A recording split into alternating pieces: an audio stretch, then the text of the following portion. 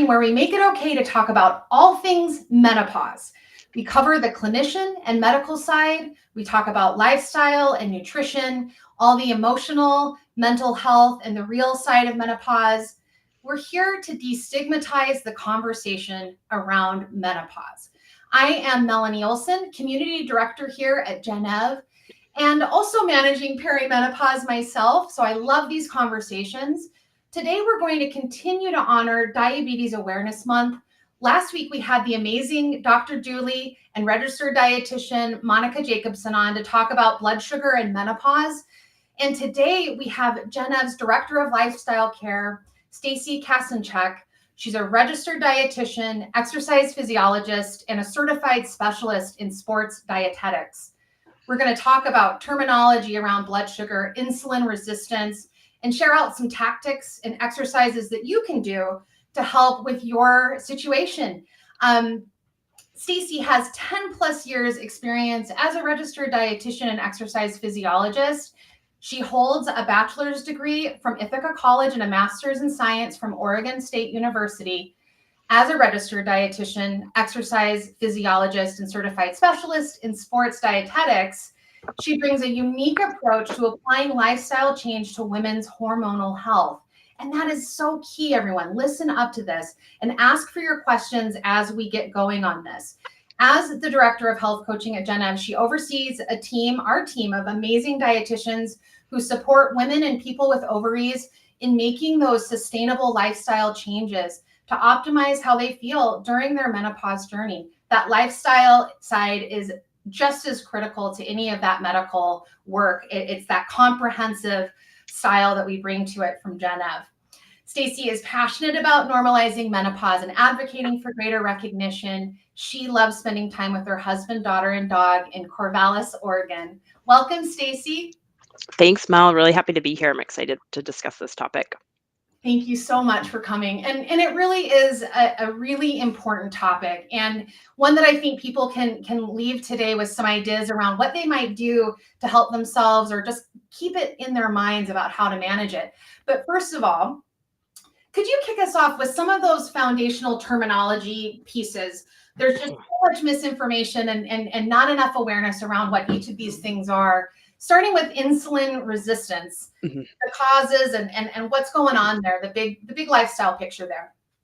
Yeah, no, this is really perfect to just level set for everybody because I think these terms are thrown out. We hear them in popular press. We also hear them in medical conversations. So I want to just put everyone on the same page.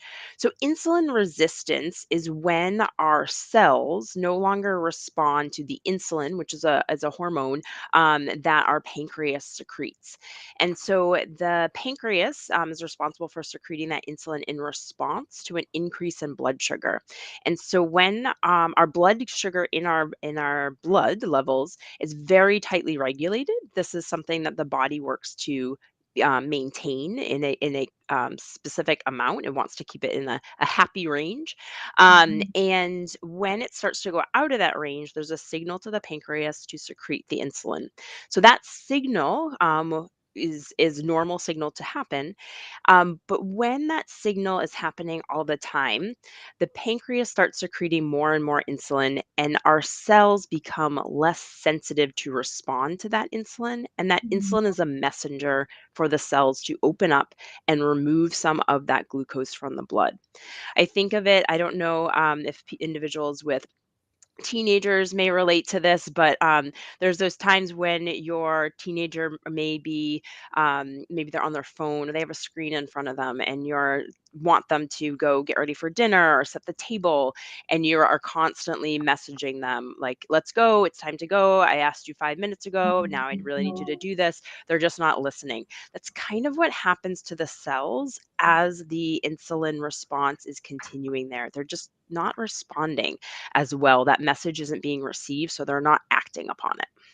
That's so interesting. And I appreciate you saying that insulin is a hormone. I don't think I even knew that. And that's interesting to me because I have prediabetes myself and I'm dealing with insulin resistance myself and working on it through lifestyle. What do you have to say about exercise and nutrition? How can that How does that come to this conversation? Oh, oh no. Shoot. Hold on. Mel, I'm coming back. There we go. I There was you speaking. are. Hi, no Sorry, problem. We lost you for a sec. It happens. we had a little bit of a tech. Oh, shoot, everyone. We're having a little bit of technical trouble. Just bear with us for a minute. This stuff happens. You know that. If it comes to it, we may have to pre-record and get this out to you. There she is. Okay. Sorry about that. I'm not sure Oh, no problem. where that happened. Okay. Okay. So getting us back on, no worries at all. Talking about that insulin resistance and how exercise and nutrition, what role does that play? It's huge, I know, but It is, and I think, and I take this from, you gave me a wonderful introduction on my background here, and I use that lens as an exercise physiologist and sports dietitian of the muscle physiology that changes there. I think my training is in how the body responds to exercise, and specifically at the muscle level, the cellular level. So I tend to use that lens when I look at everything. And so when we are engaging, I'll start with exercise, just movement in general. Our muscles provide assistance to that pancreas because by moving, our muscles need energy, glucose or sugar, carbohydrate, to be able to fuel the cells in the muscles to be able to actually carry out that movement. And so when our muscles are moving, they will actually utilize the blood glucose, so bringing that blood sugar measurement down so the pancreas doesn't have to work as hard. So there's a little bit of a shared load of that work of managing that blood glucose. So that's one way, just movement in general. We'll talk a little bit more in detail about this, I know later in the broadcast, but when you build muscle, when you have more muscle cells, they can Mhm. carry more of the load. I think of it as sometimes as a bathtub, and so if you have if the bathtub is the blood glucose and it's getting filled with glucose, if you have more muscle mass, that drain at the bottom stays open. Less muscle mass and less movement, that drain is either partially closed or completely blocked, and that blood sugar then overflows into other areas of the body. It's going to have to go someplace. It's going to have to be removed and often stored as body fat, and that's where some of the health concerns can come in. Interesting. Oh my gosh, I love the way you describe it. It really helps. So that plays a massive role. And I know some of the things I've been trying to do is just even do a wall sit or like walk up Mhm, and down my stairs after a meal. What are some of the things that really impact this? mhm. All of this that you're talking about with insulin resistance. You're spot on in terms of any movement works. And I want to be mindful in this conversation too to recognize our privileges and being able to move our body and being able bodied. So, a lot of this can look different for someone in various situations. Some individuals may have limitations in their movement. The other thing I want to be mindful of with my patients, I am reminded that not everybody loves exercise. I am someone just who I am. My implicit bias is that I love to exercise. It's part of my routine. It just has been a part of my life. That's not the same for everybody. However, I will say that when you start to talk about movement over exercise, I've yet to find someone that says they don't have a preferred way of moving. They either Mm, like to hike or they like to dance or that there's something they typically, if you ask someone what type of movement brings them joy, there is something. So sometimes that reframe helps, and those things can still be beneficial. So we want to make sure that you're doing something that's accessible that you can enjoy, because ultimately, what you can do consistently long term is going to provide the greatest benefit. Now, yeah. yep, I'll pause there. Any No, questions on that? that's wonderful. And I love that. And that gives us permission to realize that it's movement. Yeah, I Mhm, definitely, even though I actually am getting so much from my exercise class, I've been doing some mhm. strength training, all of that. I'm really trying my Awesome. lifestyle, flexing my muscles there. And every time afterwards, I'm just so grateful. I just am so good. I really do have feeling those endorphins. but it is always really hard for me to still get out of the house. And it's so interesting to me how I continue to feel like, and I just, as you were saying, some people don't like to talk about it like it's exercise. That's so valid. And Mhm. and talking about movement is just such a cool way of thinking about it. Yeah, and finding, like you mentioned, finding something else about it. Maybe it's how you feel, reminding yourself, I'm gonna feel good in an hour. Like I'm gonna feel better. I'm gonna be glad I did this. Or it's the people. Like the group exercise setting is great for that. There's some Yes. accountability if you enjoy that community. So sometimes it is looking for other aspects of that exercise, even if it's not something you look forward to doing or during. I mean, the bigger takeaway that I'm getting is make it work for you. You can't Mhm, not move. You've got to do this. This is part of creating that healthy lifestyle. mhm. And like you said, some of us do have privilege there, and it looks different for everyone. Yep. But it's cool to think about that, all the opportunities there to move your body in ways that are joyful and fun. Mhm, Um, I love that. What about stress and sleep? That's such an issue with women in peri. I'm dealing with that. mhm, I feel the stressing going up and down, but the lack of sleep, that's an issue too. mhm. Can you talk a little more about that? Yeah, so this comes back to how our body responds to stress in general. So I'll start with stress and then tie into sleep.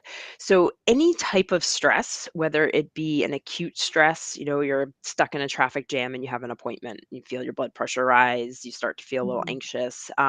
That is going to be a stress response to chronic stress, being in a job that for many years on end that you dread every day, or having a situation at home that just is not being resolved and you're just dreading working through it. That Mhm. long term stress also has consequences in terms of the body's response. And one of the things that happens, because when our body is stressed, it's thinking about survival. Um, our blood sugar can increase because, from a more primal standpoint, our body thinks stress and it's like fight or flight. I either got to fight something or I got to run. And in order to do that, I need energy available. And so the body will start increasing that blood sugar.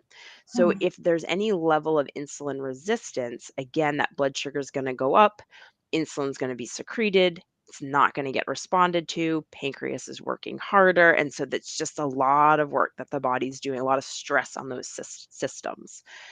So that's the response stress has. Mhm. Any questions on that? Does that make sense? Well, I totally makes sense. I love that, and I resonate with it very much. And also as a woman in peri, I've got children, and in that time of life, I feel like this is somewhat of a stressful this menopause time of life. There is added stress on top of it, Mhm. and it just seems a little bit like that perfect storm. Was all I was thinking about that. Um, Yeah, yeah, absolutely. And that's yeah. where and then you add in sleep. So sleep disturbance can be multifactorial. Many individuals during their menopause transition, especially during that perimenopausal phase, often complain about they're exhausted. They can fall asleep because they're so tired. And then somewhere between 2 and 4 in the morning, they're waking up wide awake, brain starts racing, stress goes up, sleep's disrupted. And then they may or may not fall back asleep, or as soon as they fall back asleep, right, the alarm goes off and then they got to get up and go. Yeah. So those disturbed sleep patterns also can increase that blood sugar response, right? It's a stress. The body's not getting at the necessary rest and recovery, that restoration that is desirable during sleep. So it's a little bit of a stress on the body. And the other thing we see is disrupted. Um, Hormone signaling. We'll talk about some other hormones people Mm, may not be thinking of, but hormone signaling around hunger and satiety. mm, So there's hormones that signal when our body is hungry. Ghrelin is when we're hungry, a hormone called ghrelin is released. I think of it because when you're hungry, your stomach says grr, so ghrelin. And so there is so as that lets us know we're hungry. That signaling can get disrupted with poor sleep. So there's an increase in ghrelin, or a mismatch in terms of when the ghrelin's released. So a lot of times individuals will also, if they're tired, one, sometimes they say, I need energy. So they're reaching for food, Mhm. or they are feeling more hungry. Or I hear a lot of patients will say they're more snacky. It's not like they want to sit down and have a meal, but they're like, I'm going to go to the pantry again. I just need something else. Yeah. Um, and so more food at a time where your body may not need it is also going to be, or may not be truly hungry for it, may also increase blood sugar. And again, it's putting that response, that demand on the pancreas to secrete insulin in response. Wow, that's so crazy because I really feel that too a lot of time, or not. I'm really working on it, but that pull for something that's snacky and sugar, somewhat sugar laden, Hmm. and I'm for sure, a recovering sugar addict, and like working through all those intersections there. And it's interesting how that is, and I'm like, is that a comfort mechanism? Hmm. I'm sure some of it is, but it's interesting to just sort of think about that hormonal response going on in the body, Yeah. and that could be playing a larger role. Mhm. And I like how you bring up there's multiple factors. So I'm going again, my physiology lens is going a little bit deeper here, but know that it's not just one thing. Most likely there is also our emotional response. I mean, food is often emotional. There's a lot we attach to food and eating and so forth. So Mhm. there's multiple layers. So I think your point is very important in terms of there's a lot of factors, and I think it can be helpful sometimes to take that bigger view of like what may be at play here and get really curious about that. Often that can be a helpful way to identify how can you be more satisfied with the food you're Mhm. eating, and what does that look like, what does that experience look like for you. Yeah, I know Katie, my health coach from Gennev, and I Mhm. just appreciate her so much. She's just keeping me kind of focused on those things that I myself really want to focus on. But we talk about that, Mhm. and being conscious about those decisions. It's another piece to this is, when you are a certain way or you're dealing with certain things, the consciousness factor of actually asking yourself, am I hungry right now? Am I thirsty? These are questions that I haven't honed in on as a youngster, and now I'm trying to teach myself as a grown up, and it's going okay, but it's also Yeah. like it's a struggle there too. So there's just, as you're saying, there's a lot playing here. Yeah. And your experience, Melanie, is very common. I have a similar conversations with patients where you ask, "Do you know what it when do you know that you're hungry or full?" And if no one's asked you that or you haven't thought about it in years, it may be very difficult to answer, and it may take time to reacquaint and readjust and almost establish a new relationship with your body Mhm. around hunger and satiety. Yeah, and it is part, I just to go one little step further because I'm in my own little journey, but it's a self-love mechanism. It's a way Mhm. to love yourself. And I think that's a key to this. We're all Mhm. trying our best to learn how to do that. And that's one really important way that I've found ways to help and love myself enough to do this. Yeah, Um, yeah. Oh, that's great. talking about some of the tests, Mm, we don't have to go too far. And I know people want to, learn about more exercises and stuff, but can you share just some of those high level tests that people can advocate for themselves, get the information that they need to advocate if they mhm. do need to? Yes, and these tests are typically ones that your primary care physician, OBGYN, can order for you, in that they're not extraneous tests. Certainly check with your insurance in terms of coverage, but most of them are going to be covered. So the typical one you hear about is a fasting glucose. So Mhm. it's at least a 12-hour fast. You go in, you have your blood glucose measured. This measurement is a great snapshot initial measurement. It certainly has value, but it is a snapshot. So remember, Mm. it's just looking at that morning, that day, at that time that your blood was drawn. What um, what was the glucose in your blood at that time? So it can be telling. Certainly, if it's elevated, that you want to look into that, or if it's too Mhm. low, that's another thing that we want to think about. Um, but it's not going to provide as much information as a couple other measurements. So the next one, and this one, you may need to advocate for. Sometimes physicians may not do a hemoglobin A1C until they see an impaired fasting glucose.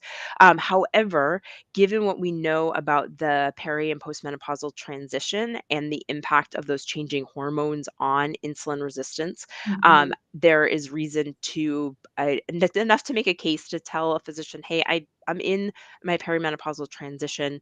There's an impact. I know that there's an impact on blood sugar management during this time, and I would just like to get an idea of how that's looking over a 3-month time period. And that's Mhm. what that hemoglobin A1C measurement looks at. It's basically looking at how much sugar are your red blood cells carrying. Red blood cell lifespan is about three months. So you kind of get an average, and that's going to be a better reflection of how how is your body managing Mhm. blood sugar over time. It's normal to have increases in blood sugar. I think you talked about this last week in Mhm. your podcast, or the broadcast last week with Dr. Julie and Monica. We don't want it, your body can handle some increases in blood sugar, but it's when they're chronically elevated that those red blood cells may be carrying more glucose than is ideal. And so that gives a better picture. And it's actually one of the tests that's going to diagnose prediabetes or diabetes based off of those levels. Excellent. The next one that may be a little bit more of an ask and may vary on your insurance depending on coverage is one called HOMA IR. So HOMA dash IR. This is specifically looking at insulin resistance. And when we look at, again, the changes in physiology during peri and post menopause, we do see an increase in this insulin resistance. And so this measure can sometimes be a canary in the cave, Mm. if you will, because it is possible to have a normal fasting glucose, a relatively normal hemoglobin A1C, and have a little bit of insulin resistance. So that Interesting. could be a heads up to say, hey, we need to pay a little bit more attention. And Mhm. it also can be a measure too if you have an elevated hemoglobin A1C, to say, okay, how much insulin resistance are we looking at here? Right. And that, again, they're data points that help to provide a broader picture.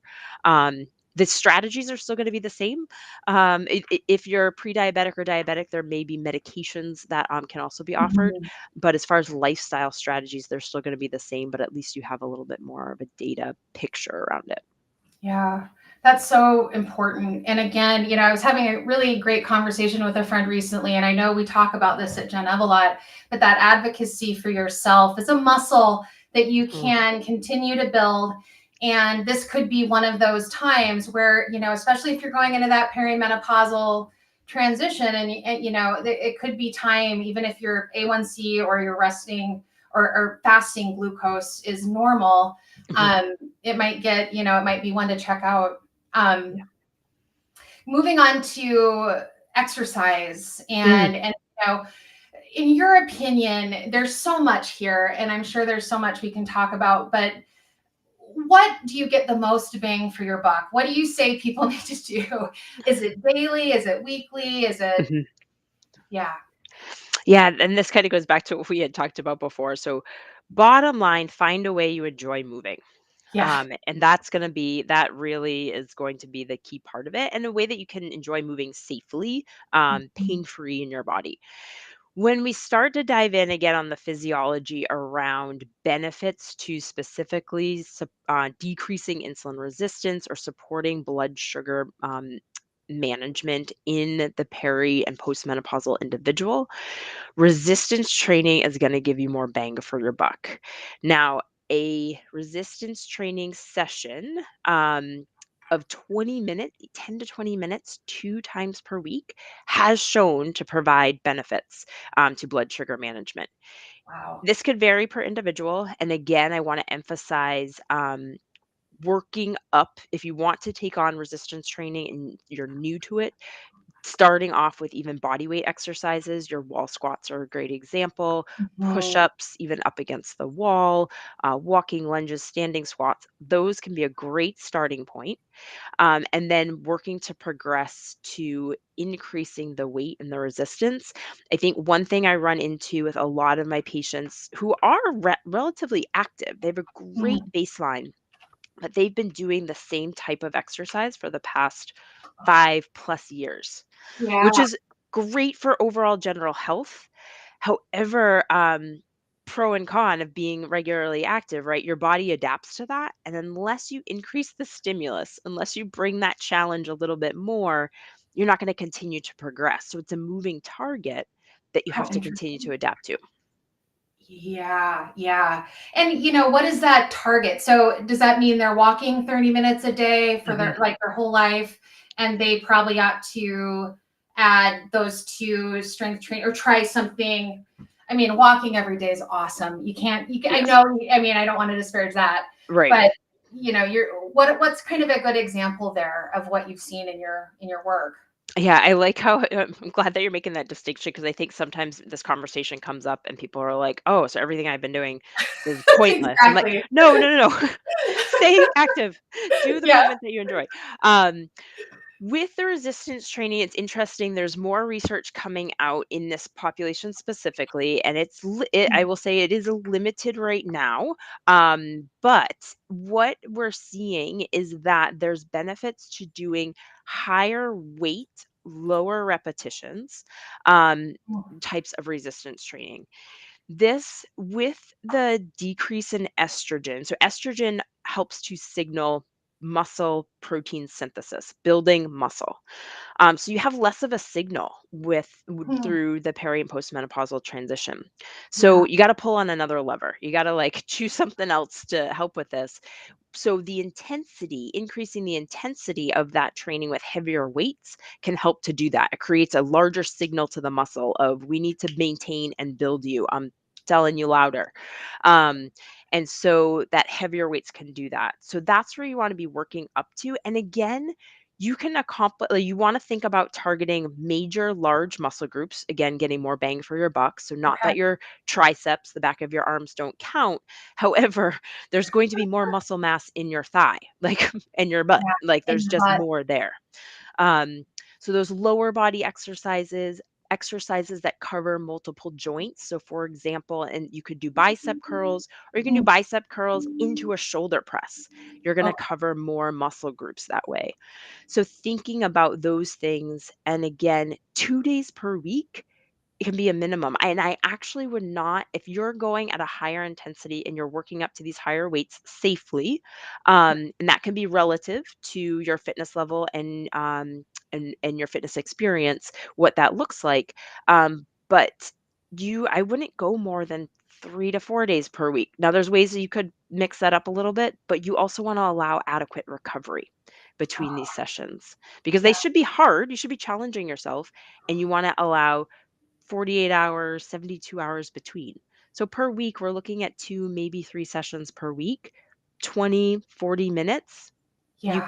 You can accomplish a lot physiologically in that time. That's so amazing. And I'll say this, I started in April to do Hmm. incorporating strength training into my life, and I'm doing it 2 to 3 days a week along with walking because I'm just a Hmm. total walker and that's what I love, and hiking. Awesome. And so trying to find that joy, but my numbers have improved. It has Yay. helped and I'm so proud of that. Hmm. And there's just so much into it, but this stuff works, everyone. Yeah. It really does, is what I want to say. Yeah. Absolutely. Yes, there's there's things to it, and finding your way to get there. You don't have to do it all at once. I'm guessing what you were doing in April is not what you're doing right now. No, And so you started off at a comfortable way, but you've been able to maintain it now for 7 months. That's huge. it's the best I've ever done. So I'm like Yay. going with it and we'll just continue. But Yeah. it's also having, the right support and again investing in myself to do this. So I think we could talk about this for I a know. long time, and we Yeah. will. We'll continue to bring up these conversations, but I better wrap us up. We're done with our time. But thank you all so much for joining us today. Thank you so much, Stacey, for This bringing was this fun. in. And yeah, what a good conversation. It's so critically important.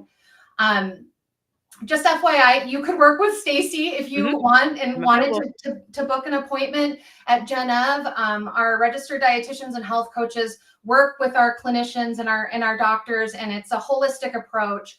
It's a wonderful, wonderful approach, and people do see great results.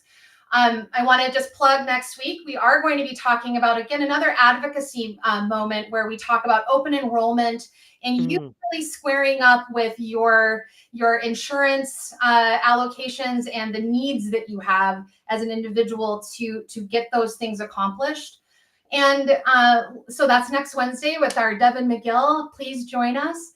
And one last thing, I'm here to remind you always, you don't have to go at this alone. We do have a Facebook community on Facebook, and it is all women and people with ovaries, over 8,000 members, comparing notes, talking about it, seeing each other for others going through it. 50% of our population is going through menopause, and we're empowering each other. We're seeing each other. It's a really great space.